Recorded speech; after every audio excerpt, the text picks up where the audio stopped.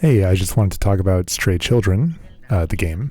I'm leaving in a couple of hours on a trip, and literally in a couple of hours, but I wanted to put this video out for a few weeks, and I just couldn't get it down. I couldn't find the format, so this is what it's going to be instead. So no funny drawings, and not a very well thought out video. I wrote this script at work.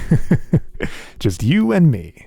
So to be clear, I like Stray Children, the game, but I'm disappointed somewhat. If you aren't familiar with the game or the big names on the project, simply put, a lot of the names that worked on this game also worked on Moon RPG, which is one of my favorite games of all time, and Chulip, which is also a cult classic kind of game. Not the most well-known games, but Moon is definitely my GOAT, so I was excited for this game. And the game overall, it has the aesthetic and world that I'd come to expect from this type of game, from these developers, but the gameplay does suffer with really obscure puzzles, both in the overworld and in battles. I got frustrated enough to use a walkthrough from GameFAQs after I walked around Dozia for like 2 hours trying to wake up these guys. Mind you, I don't remember another NPC in the game that requires you to speak to them twice, let alone thrice. So there are hints to wake them up for sure, but I mean, I don't know. The frustration from that puzzle was definitely the straw that broke the camel's back, and that one stuck with me. That one hurt after I looked up how to solve it. Last negative thing I want to get through before we get to the good stuff. Enemies can be really confusing and frustrating to save, which, yes, saving is very similar to Mercy in Undertale. Saving requires you to go through a chain of talk actions for which you get a hint on what you'll need to say. I like the idea. It's a bit more interactive than the Undertale version. Just if you get the chain wrong at any step, you have to start from the beginning of the chain, which doesn't sound too bad, but some of these chains get really long and it takes a while to get back to. And you often have to go through an enemy's attack phase, which really adds up depending on the enemy. Some enemy hints only exist separate from their molted shells, which is like how you find the hint. You find the shell that's up in the overworld, and then you click on it, and it's like, hey, I used to work at a barber shop, and that's like the hint. Some hints only exist in signs, some in dialogue in the overworld, and sometimes it's really cool. You know, you'll hear from an NPC at some point and they'll say something kind of odd and you're like, oh, maybe I should remember that, and that's the hint for a random enemy you'll fight later. Other times, there's literally an invisible NPC you need to talk to get the hint. And I'm not kidding. There is an invisible NPC that gives you the solution to beat this enemy, and that's like how you do it. And some enemies you need specific items to save. So a situation where you miss an item in the first 10 minutes of the game that you need 17 hours later is 100% possible, and you can't return to old areas. So if you miss it, that's it. Now, the rest of the game is actually really enjoyable, for me at least. The character designs are thoughtful, the narrative was good, even the overworld segments were fun to explore, I found. A little bit slow, but otherwise pretty good. Except the Poison Swamp, of course. And honestly, if the battles were tweaked like a little bit, maybe, I don't know, if the hints were better, or maybe if it didn't force you to get into a fight so often when you got the right option, I probably wouldn't have as many issues with the game, or at least I wouldn't have had such a big thought of like, is this game good? Is this game bad? I can't tell. But I also wonder if it's at least somewhat intentional. And obviously, just because it's intentional doesn't mean it's good all of a sudden. Like if I kill someone, but I say, don't worry guys, it was intentional, you know, it's not really going to work out for me. But you know, it at least adds some meaning to the decisions.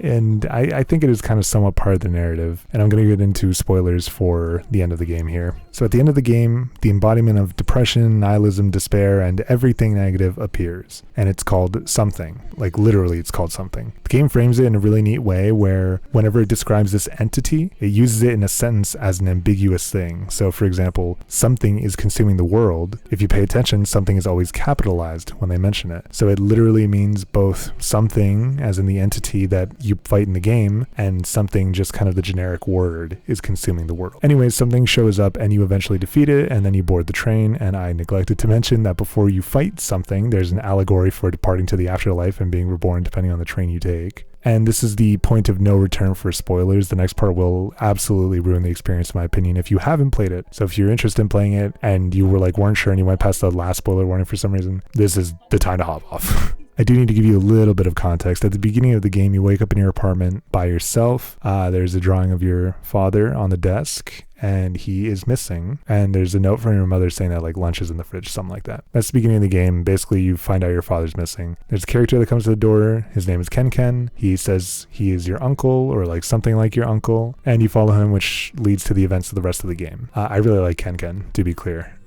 is a very fun character. You know, everything at the beginning of the game tells you that your father is missing. So what happens after you beat something is you board the train with Ken Ken, and this is after finding literally your own path to continue. You have to find this area to be able to find the ending. And there your father appears to have one final discussion with you, appearing as an apparition or a spirit or something like that. And I'm sure most people picked up on this reveal well before it happened, which is to say your father is actually dead in the game. He is not around. He's never been missing, or maybe he was missing, but you know, he is dead. I'm not really one to complain about twists being obvious or anything like that. I think it doesn't really matter if it's obvious. I mean, if it's not obvious, that's great.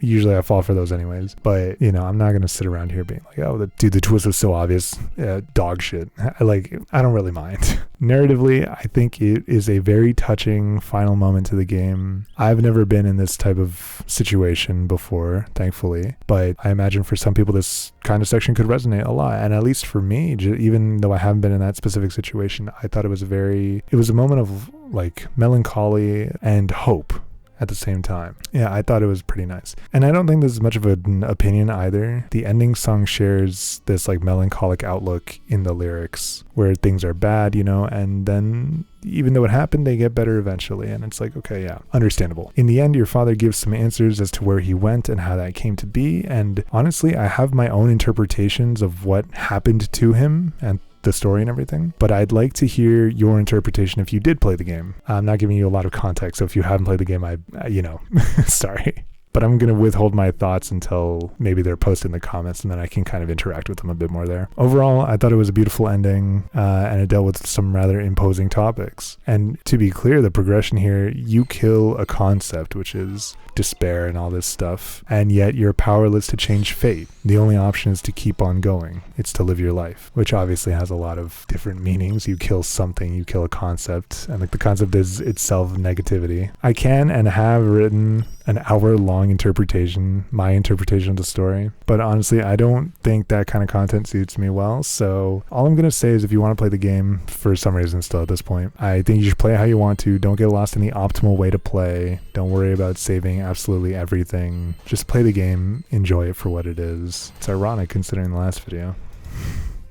Hi, I also am recording this after the fact. I realized I never mentioned the connection between the father and the gameplay being kind of not fun sometimes. Basically, the father talks about getting lost in like this game world, which is kind of an idea of like getting lost, trapped in a place that isn't reality. And so I think it's kind of intended to be the player is also lost within this world, because, you know, somebody like me who just tries to get everybody saved, the perfect ending and all that, I kind of get lost in this world too, and it's frustrating and it's difficult and I don't like it. Even though it kind of feels like the game is telling me like you should just keep going. That's kind of it. So in that way, I feel like the narrative is kind of connected to the gameplay in that sense. You're not supposed to save everything. It is really nice to, but generally speaking, without a guide, without anything like that, I really don't think you're supposed to save everything and be perfect. So this brings me to the final topic of today, which is I'm going to be making a lot more videos much faster once I'm